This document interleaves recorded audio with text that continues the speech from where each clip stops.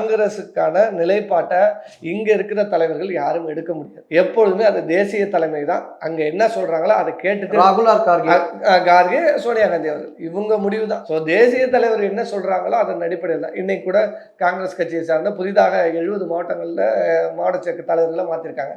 அவங்க எல்லாம் ராகுல் காந்தி அவர்களை இன்னைக்கு கார்கே அவர்களை சந்திச்சு பேச இருக்கிறாங்க. அப்போ இதெல்லாம் நடக்குது. அவங்க கட்சியிலும் கருத்து கேட்பு இருக்கும். இப்போ எங்கள் கட்சியில் எங்கள் தலைவர் கூப்பிட்டு மாவட்ட செயலர் என்ன பண்ணலான்னு கேட்பாரு. ஸோ அந்த மாதிரி அவங்க கட்சியிலையும் இருக்கும். ஸோ இப்போ எங்கள் கட்சியில் சில தொகுதிகள் இந்த காங்கிரஸ் வேணாம் தலைவரை நாங்கள் போட்டிடுறோம்னு நாங்கள் சொல்லுவோம். அவங்க இந்த தொகுதியெல்லாம் வேணாம், இந்த தொகுதியில் போட்டிடுறோம். அப்போ கருத்து பரிமாற்றம் எல்லாம் இதெல்லாம் தேர்தல் நேரத்தில் நடக்கிற விஷயம்தான். அட் த எண்ட் பேசி கூட்டணியை முடிவு பண்ண வேண்டியது தலைவர்கள் தான்.